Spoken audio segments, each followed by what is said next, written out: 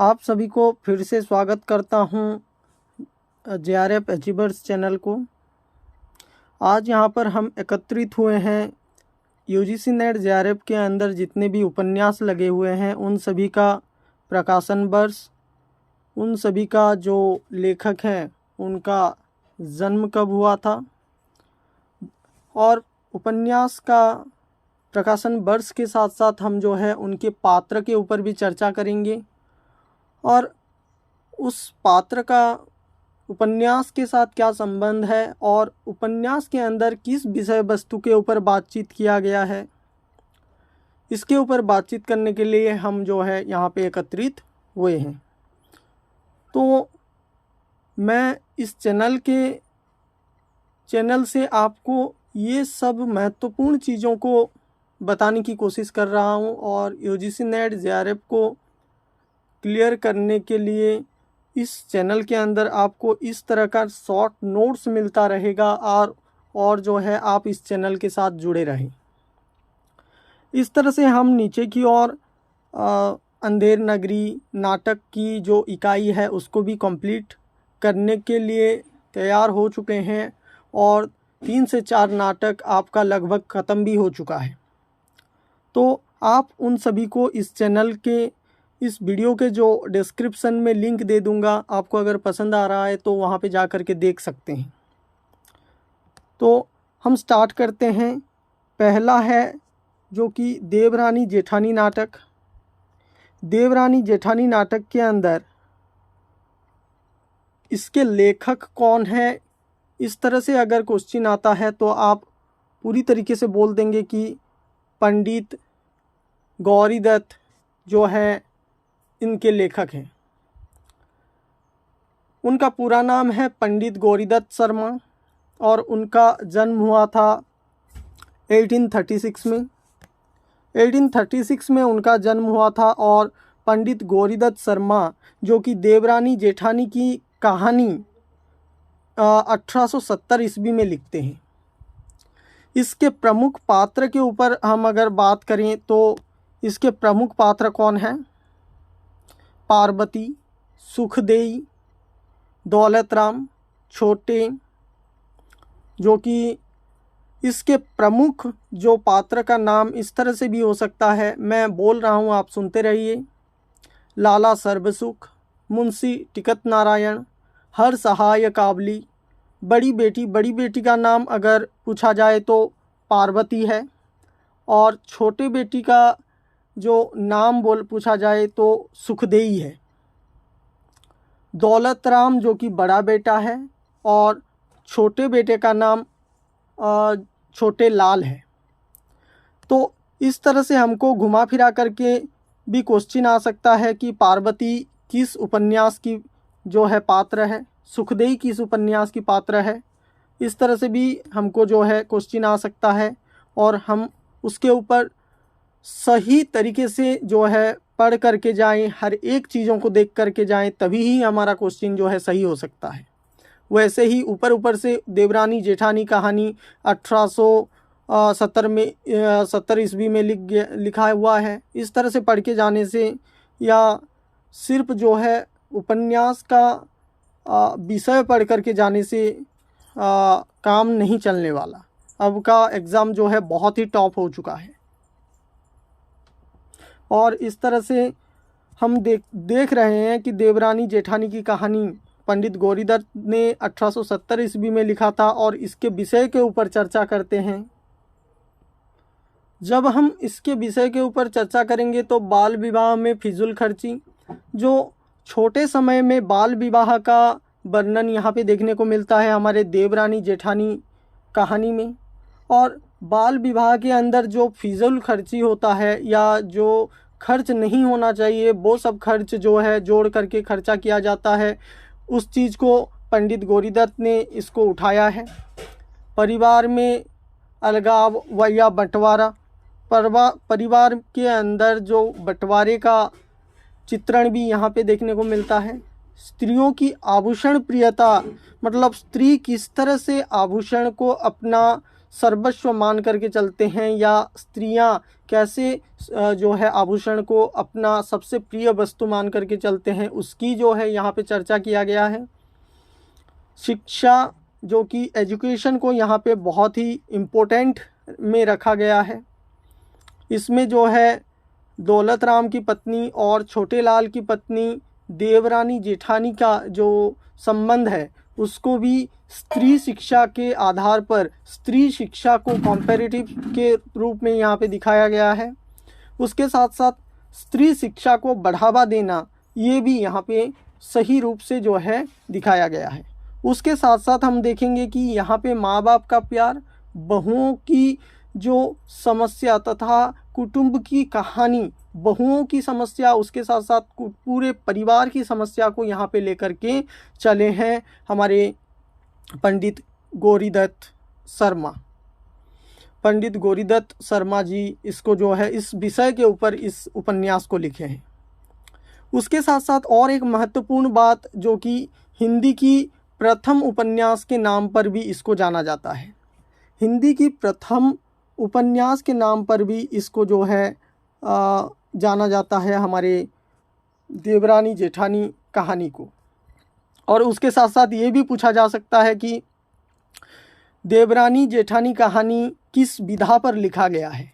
आपको ये देख कर के हैरानी नहीं हो जाना चाहिए कि कहानी यहाँ पे लिखा हुआ है, तो आपको सोच में यह रखना है कि कहानी नहीं है, यह एक उपन्यास है। तो इस तरह से हम दूसरे जो है उपन्यास के ऊपर बात करते हैं। दूसरे उपन्यास के ऊपर लिखा हुआ है आपका परीक्षा गुरु। परीक्षा गुरु उपन्यास किसने लिखा है अगर पूछा जाए तो आप बोलेंगे कि परीक्षा गुरु उपन्यास लाला श्रीनिवास दास के द्वारा लिखा गया है। किसके द्वारा लिखा गया है? लाला श्रीनिवास दास के द्वारा लिखा गया है। उनका जन्म 1850 ईस्वी में हुआ था। किसका? लाला श्रीनिवास दास जी का जन्म जो है 1825 में हुआ था। उन्होंने कौन सी उपन्यास लिखा है? परीक्षा गुरु को लिखा हुआ है। परीक्षा गुरु कब लिखा गया? 1882 ईस्वी में लिखा गया है। इसमें जो है प्रमुख पात्र कौन कौन है? लाला मदन मोहन और ब्रज किशोर। लाला मदन मोहन और ब्रज किशोर ये दो मित्र हैं, और इन दो मित्र के अंदर किस तरह से मित्रता का पहचान या परीक्षा हमारा कैसे गुरु है, इसके इस विषय के ऊपर इस उपन्यास को लिखा गया है। इसमें व्यापार वाणिज्य की जो निरंतर बढ़ती हुई शक्ति है वह चापलूसी के अंदर, मतलब जो व्यापारिक और वाणिज्यिक सोच को यहाँ पे प्रदर्शित किया गया है। लाला मदन मोहन के कैरेक्टर को यहाँ पे रिप्रेजेंटेशन किया हुआ है, और सामान्य अविवेकी से घिरे हुए इस समाज के अंदर कुछ लोगों की मानसिकता ऐसी होती है कि वो लालच चापलूसी के अंदर चले जाते हैं और उससे फिर से बाहर निकल नहीं पाते, और उसके साथ साथ उनका पूरा धन जो है व्यय हो जाता है।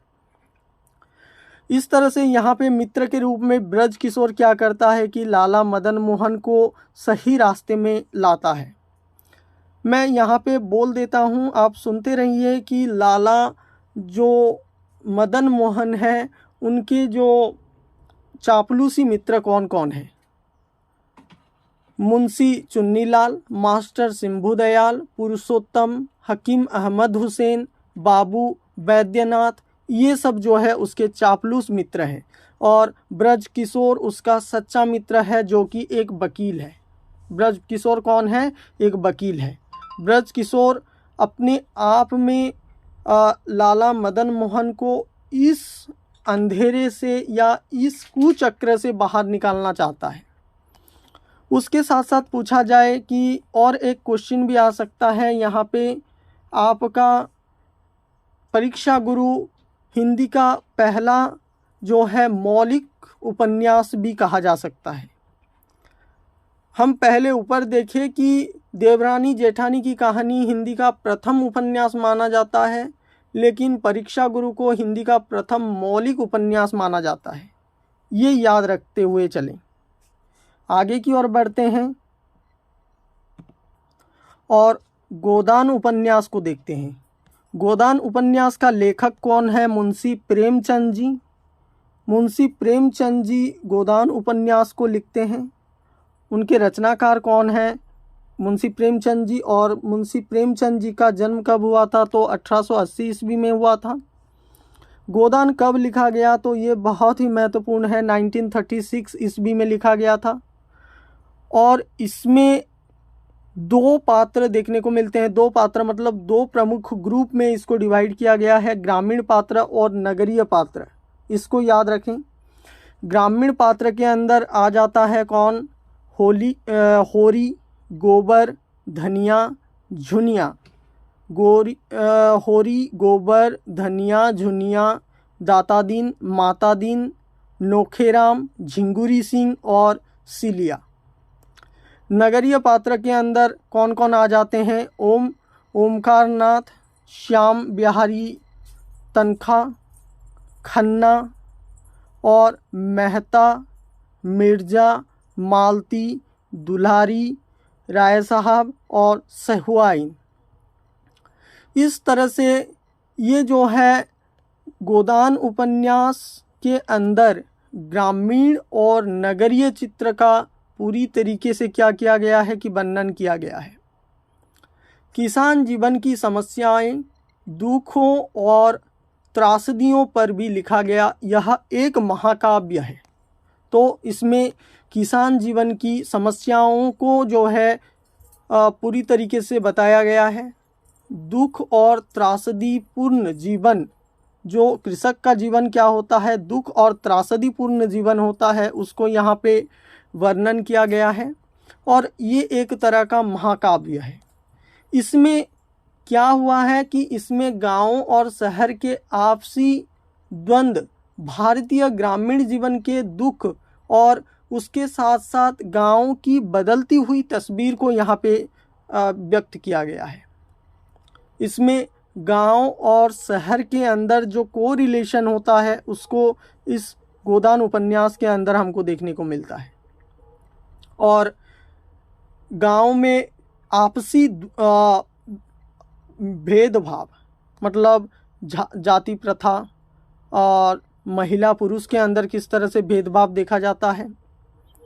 जमींदार किस तरह से कृषकों को लूटने का काम करते हैं और कृषक के जीवन का या भारतीय कृषक के जीवन का यहाँ पे जो दुख है उसको पूर्ण रूप से प्रेमचंद जी प्रस्तुत करते हैं।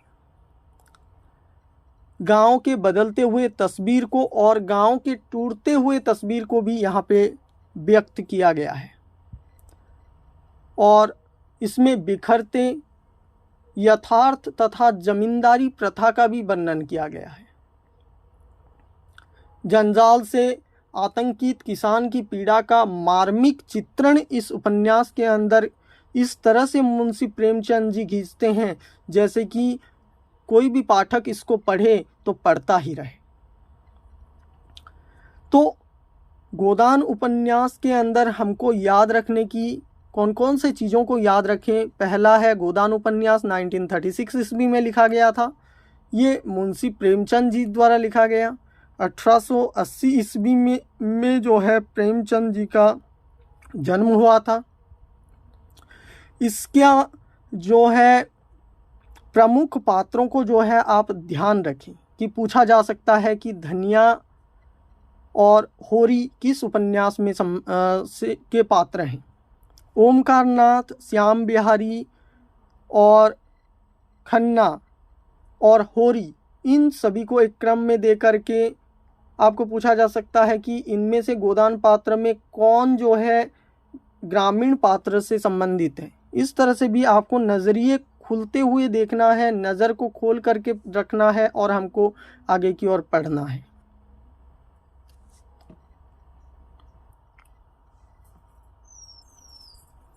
हम उसके बाद देखेंगे कि हजारी प्रसाद द्विवेदी का जो अगला उपन्यास है बाण भट्ट की आत्मकथा, ये जो है बहुत ही महत्वपूर्ण उपन्यास है जो कि हजारी प्रसाद द्विवेदी जी ने लिखा था। किसको? बाण भट्ट की आत्मकथा। हजारी प्रसाद द्विवेदी जी का जन्म 1907 ईस्वी में हुआ है और बाण भट्ट की आत्मकथा उन्होंने कब लिखा, ये पूछा जाए तो आप कहेंगे कि बाण भट्ट की आत्मकथा जो है 1946 और 47, ये दोनों तथ्य आपको दिया जा सकता है। आपके सामने जो ईस्वी आए उसको जो है टिक कर देते और इसमें 1946 ही सही आंसर माना जाएगा। लेकिन ये ऑप्शन में आ सकता है 1947, 1946, इसमें से कंफ्यूज ना हो करके आपको जो है दोनों में से एक को चयनित करना है। इसके बाद यहाँ पे स्त्री पात्र और पुरुष पात्र के अंदर, स्त्री पात्र के अंदर कौन कौन आते हैं? निपुणिका, भट्टिनी, सुचरिता, महामाया। पुरुष पात्र के अंदर आते हैं बाण भट्ट, अघोर भैरव और ये जो है आपको देखने को मिलेगा वीरति वज्र। मतलब इसके अंदर आपको बाण भट्ट और निपुणिका इसके जो है प्रमुख पात्र के रूप में आते हैं। और इस उपन्यास को का विषय क्या है अगर पूछा जाए तो इसमें नारी सम्मान जो है प्रमुख रूप से बीच में आ जाता है। तो नारी सम्मान को यहाँ पे चित्रण किया गया है, नारी सम्मान के ऊपर यहाँ पे बातचीत किया गया है। नारी की रक्षा का भाव इसमें हर्षकालीन समस्या एवं संस्कृति का जीवंत दस्तावेज यहाँ पे प्रस्तुत हुआ है। कहाँ पे? हमारी बाण भट्ट की आत्मकथा के अंदर। तो आपको इसे याद रखना है और उसके साथ साथ उसमें लगे हुए जो पात्र हैं इन सभी पात्रों को याद रखते हुए चलना है। पात्र का नाम बाण भट्ट, निपुणिका, महामाया, अघोर भैरव, सुचरिता, ये सब जो है पात्र हैं। बाण भट्ट की आत्मकथा जो कि आत्मकथात्मक शैली में लिखा गया है। इसको किस शैली में लिखा गया है? कथात्मक शैली में लिखा गया है। तो इसको याद रखें। उसके साथ साथ इसमें हर्षकालीन समस्या का चित्रण किया गया है और इसमें संस्कृति का जीवंत दस्तावेज भी प्रस्तुत किया जाता है। अगले उपन्यास के ऊपर बात करते हैं। उसके बाद हम देखेंगे कि शेखर एक जीवनी किसने लिखा था? आप सभी के मनोमस्तिष्क में आ जा रहा होगा कि शेखर एक जीवनी जो कि अज्ञेय जी के द्वारा लिखा हुआ उपन्यास है। अज्ञेय जी का जन्म जो है 1911 में हुआ था, 1911 में उनका जन्म जो है हुआ था। शेखर एक जीवनी भाग 1 को हमको यहाँ पे पढ़ना है और इसमें शेखर एक जीवनी हमको मनोवैज्ञानिक एवं जीवनी प्रधान उपन्यास के रूप में देखने को मिलता है और इसमें पूर्वदीप्त शैली या फ्लैशबैक शैली में लिखा हुआ है यह उपन्यास है। इसमें शेखर का जीवन जब फांसी के खुंट तक आ जाता है, फांसी के शिखर तक आ जाता है, उस समय उसको अपने किए हुए कर्म को जो है फ्लैशबैक रूप में देखने का मौका मिलता है और उन सभी चीज़ों को जो है अज्ञेय जी प्रस्तुत करते हैं। इसका अगर प्रमुख पात्र पूछा जाए तो हम लिख सकते हैं कि इसके प्रमुख पात्र के अंदर आते हैं शेखर, सरस्वती और शशि, शारदा, शांति और शेखर की माँ, ये सब जो है प्रमुख पात्र आते हैं। शेखर की माँ शेखर व्यक्ति से स्व की खोज का प्रतीक है। मतलब शेखर की माँ शेखर के अंदर की स्व निर्धारित तत्वों को खोजने का या ढूंढने का प्रयास करती है। शेखर जागरूक है, स्वतंत्र, अपने आप में स्वतंत्र है और वो स्वतंत्र रहना चाहता है और समाज के प्रति ईमानदार है।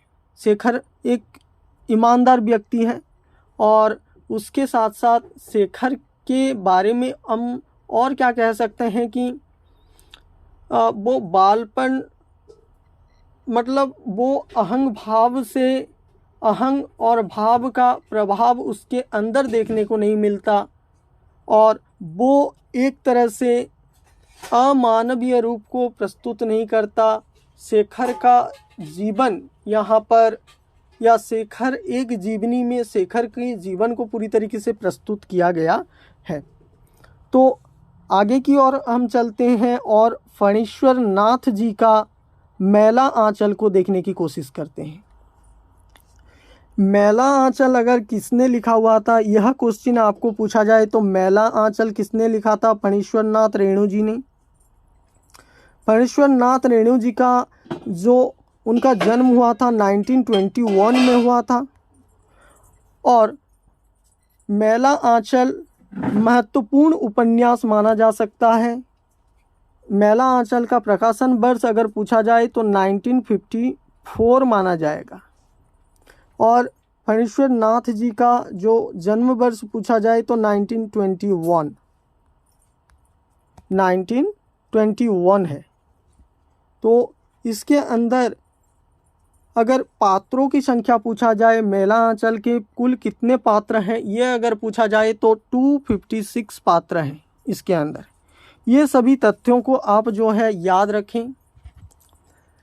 ये एक मैला आंचल किस तरह का उपन्यास है? एक तरह का आंचलिक उपन्यास है। वो किस तरह का उपन्यास है? एक अंचल विशेष को लेकर के इस उपन्यास को वर्णन किया गया है। एक गांव का विस्तृत अध्ययन इसमें किया गया है। गांव को जो है मेरीगंज गांव है जो कि पूर्णिया जिले में है, उसके ऊपर यहाँ पे बातचीत किया गया है। पूर्णिया जिले का जो मेरीगंज गांव है उसका पूर्ण चित्रण यहाँ पे प्रस्तुत किया जाता है, ये आपको ध्यान रखना है। उसके बाद इसमें कौन कौन से पात्र हैं इसको देखते हैं। डॉक्टर प्रशांत, कमला, बालदेव, कालीचरण, मंगला देवी, लक्ष्मी और महंत सेवादास, तहसीलदार, विश्वनाथ प्रसाद, रामदास, बामन दास, ये सब जो है प्रमुख पात्र के रूप में आते हैं। तो आपको इन सभी पात्रों को अपने दिमाग में पूरी तरीके से रख लेना है, क्योंकि इसमें से कुछ भी क्वेश्चन आ सकता है हमारे यूजीसी नेट एग्ज़ाम के अंदर। कोई कुछ नहीं कह सकता, मतलब किस तरह से भी क्वेश्चन पूछा जा सकता है। तो हम इन सभी उपन्यास को एक एक करके देख रहे हैं। आप सभी को अगर पसंद आ रहा है तो लाइक, शेयर, सब्सक्राइब करना ना भूलें। वीडियो तो देख लेंगे, ये सब कंटेंट बनाना, इन सभी को प्रेजेंट करना बहुत ही मुश्किल का काम है। इन सभी उपन्यास के पात्र को एक जगह पर एकत्रित करके आप सभी को बताना बहुत ही मुश्किल का काम है, लेकिन इसको करना आपके लाइक, शेयर, सब्सक्राइब की वजह से ही हम जो है इस कार्य को कर पाते हैं।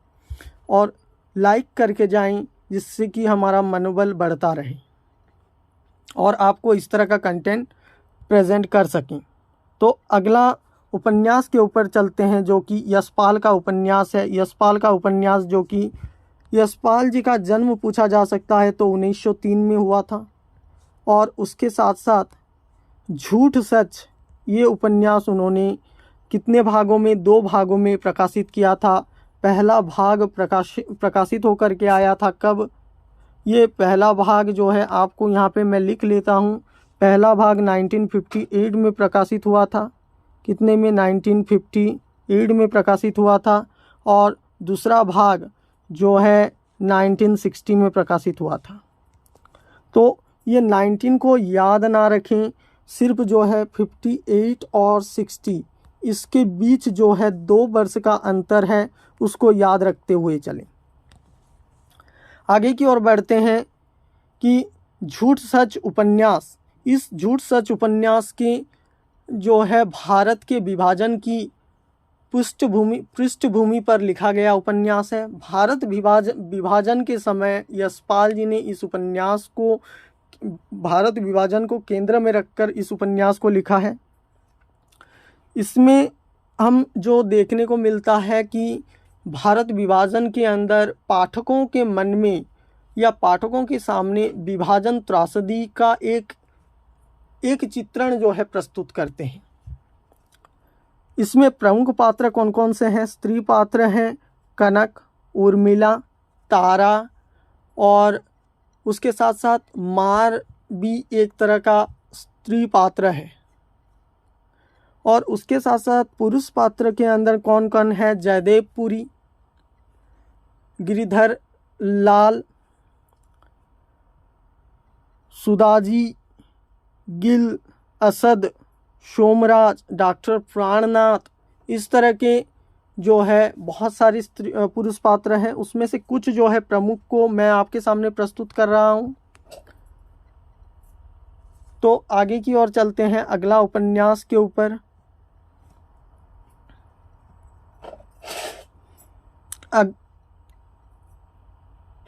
अगला उपन्यास है अमृत लाल नागर का, जो है राम का हंस या मानस का हंस। मानस का हंस जो है कब लिखा गया है? तो 1972 में लिखा गया है।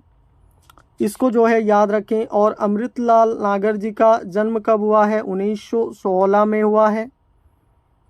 और इस मानस के हंस के अंदर तुलसीदास के जीवन चरित्र पर आधारित यह उपन्यास है। इसमें तुलसीदास का जीवन जो है पूरी तरीके से वर्णन किया गया है। किसने किया है? अमृतलाल नागर जी ने किया हुआ है। इसमें प्रमुख पात्र मैं बोल देता हूँ, आप सुनते रहिए कि तुलसीदास और रत्ना, पंडित दीनबंधु, मेनका, हारिन, बतासो, संत, ये सब जो है प्रमुख पात्र हैं। उसके साथ साथ आपको याद रखना है श्यामो और पार्वती, नहुक, मानकू और मोहिनी। इस तरह से इस उपन्यास के अंदर जो है उद्देश्य क्या है इस उपन्यास का? इसका मतलब है अनास्था और अविश्वास के दौर में भारतीय आस्था और विश्वास के स्तर को बिखेरता हुआ या विखरन को एक जगह पर समेट करके तुलसीदास जी का जीवन चरित्र को आप लोगों के सामने जो है प्रस्तुत करना। तो इस उपन्यास के अंदर हमको इतना याद रखना है कि तुलसीदास का जो है पूर्ण जीवन को यहाँ पे प्रदर्शित किया गया है। और अमृतलाल नागर जी ने 1916 में इसको जो है हमारे सामने इसका प्रकाशन वर्ष 1972 है। और उसके बाद याद रखना है कि अमृतलाल नागर जी का जन्म कब हुआ था? 1916 में। तो इस तरह से आपको याद रखते हुए चलना है। उसके बाद हम देखेंगे भीष्म साहनी जी का जो तमस उपन्यास। तमस उपन्यास कब लिखा गया है? 1973 में। हमको ये याद रखने के लिए अच्छा रहेगा, इस तरह से हम जो है सही ढंग से सही क्रम से आपके सामने इसको प्रस्तुत कर रहे हैं। तो 1973 में इस उपन्यास को लिखा गया था। भीष्म साहनी जी का जन्म जो है 1915 है, इसको याद रखते हुए चलें। और उसमें से हमारे तमस उपन्यास के अंदर ये किस तरह का उपन्यास, ये हमको जानना ज़रूरी है। हमारा तमस उपन्यास भारत और पाकिस्तान विभाजन पर आधारित एक उपन्यास है।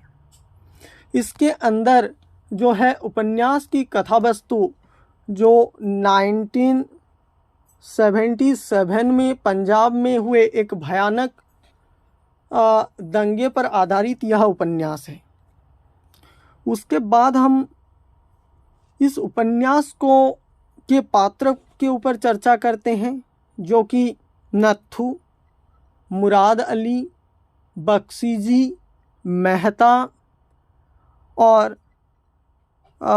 मुराद अली, नत्थू, जनरल सिंह, हरनाम सिंह, रिचर्ड्स और कुछ पात्र यहाँ पर लीजा, बंतो, राजो और शहनाज इत्यादि जो है। इसमें और बहुत सारे पात्र हैं, जैसे कि देवव्रत मास्टर, हयात बख्श, मौला दास। इस तरह से बहुत सारे उपन्यास के पात्र हैं जो मैं प्रमुख है उसको ही आपके सामने प्रस्तुत कर रहा हूँ।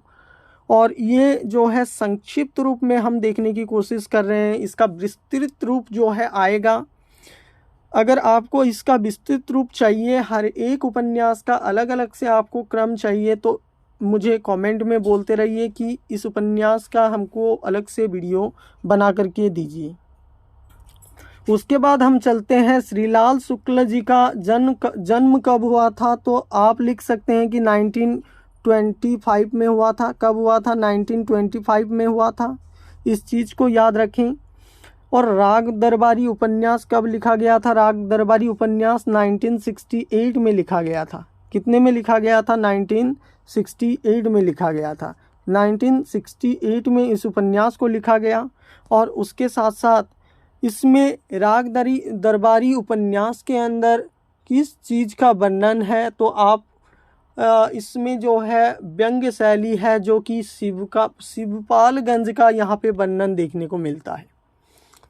और राग दरबारी उपन्यास में भारतीय शासन व्यवस्था का व्यक्ति में व्याप्त धोखाधड़ी, भ्रष्टाचार, वंशावाद, जातिवाद, इन सभी चीज़ों को जो है यहाँ पे शिवपालगंज को आधारित मान करके किया हुआ है।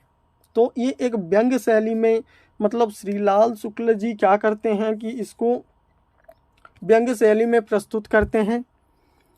इसके प्रमुख पात्र के ऊपर हम अगर चर्चा करें तो वैद्य जी, वंशीपुल साहब, वंशीपुल नहीं, सॉरी, प्रिंसिपल साहब, मोतीराम, रुपन बाबू, बद्री, छोटे लंगड़ इत्यादि जो है इसके प्रमुख पात्र हैं।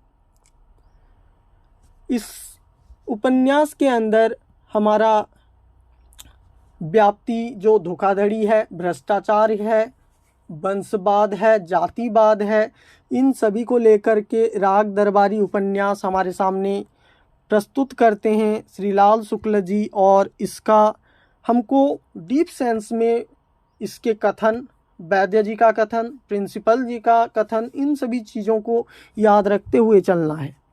उसके बाद कृष्णा सोबती का जन्म जो है 1925 में हुआ था। इन दोनों का जो समय काल है वो एक ही है।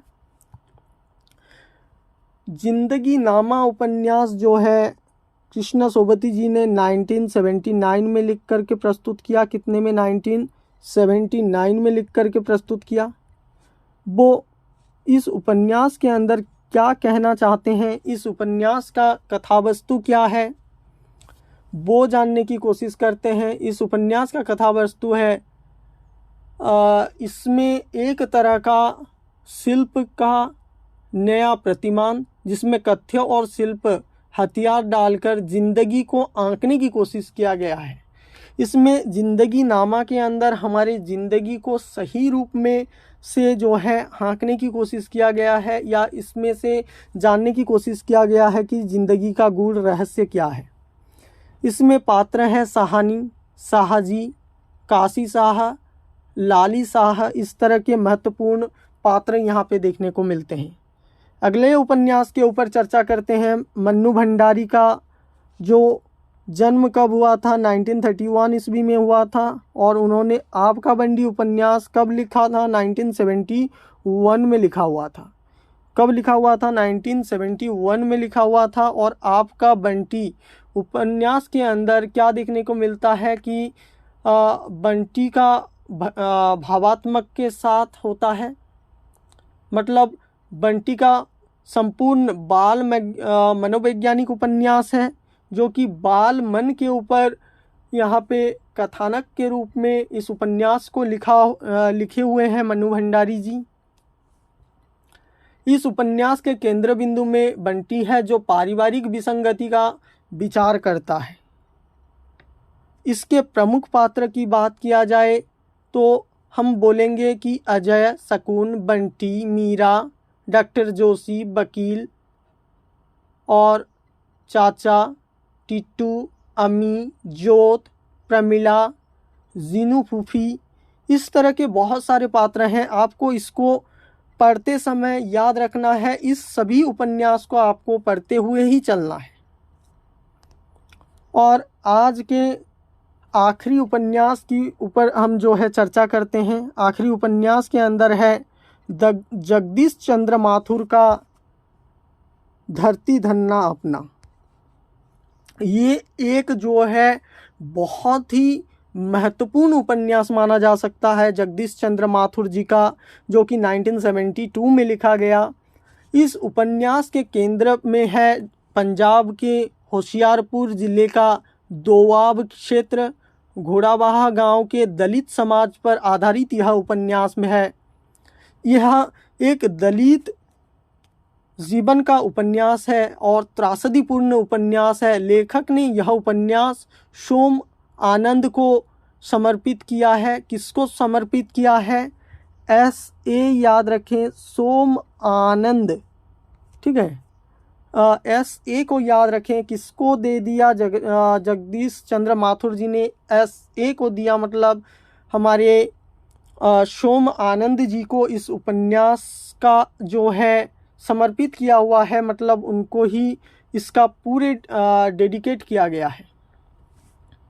धरती धन्ना उपन्यास का जो है प्रमुख विषय क्या है? इसमें काली और ज्ञानों की प्रेम कथा है तथा पूंजीवादी सभ्यता द्वारा किस तरह हरिजनों की शोषण होता है, इसे दर्शाने की कोशिश किया गया है इस उपन्यास के अंदर। इस उपन्यास के प्रमुख पात्र के ऊपर हम अगर चर्चा करें तो क्या काली और ज्ञानो दोनों प्रेम करते हैं आपस में। काली ज्ञानो प्रतापी जस्सो मंगू चौधरी, हरनाम सिंह, छज्जू साहा, विश्वनाथ दास, निहाली, जीतू, निक्कू, मुशी, शिवराम, पंडित, संतराम और अमरू, इस तरह के बहुत सारे लेखक हैं, मतलब पात्र हैं।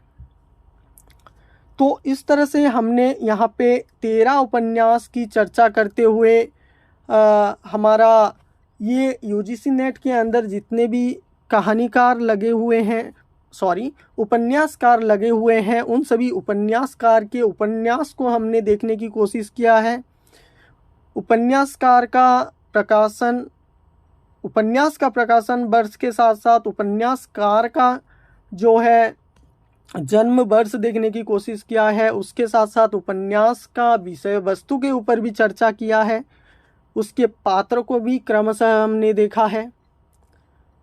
तो यह इतना ही आपको पर्याप्त नहीं है, इस उपन्यास के ऊपर आपको गहन अध्ययन करना पड़ेगा, तभी जाकर के इसके पूरे डिटेल्स को हम जो है याद रख सकते हैं। तो आगे आने वाले वीडियो के अंदर हम इन सभी उपन्यास को अलग अलग करके समझने की कोशिश करेंगे, उसका प्रमुख कथन समझने की कोशिश करेंगे। जैसे कि हम नाटक विधा के अंदर यूनिट 8 के अंदर जो नाटक विधा लगा हुआ है उसको समझने की कोशिश कर रहे हैं।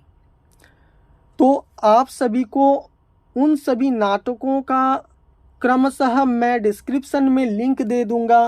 पूरे उसका अलग यूनिट बनाया हुआ है आप सभी के लिए। तो इस सभी नाटक को आप जाकर के डिस्क्रिप्शन के माध्यम से प्लेलिस्ट में जा सकते हैं और प्लेलिस्ट में हम इसका क्रमशः सभी वीडियो जो है दिए हैं। आगे भी उसका नाटक को अपलोड करूँगा। फिर मिलते हैं अगले वीडियो के साथ। तब तक के लिए धन्यवाद।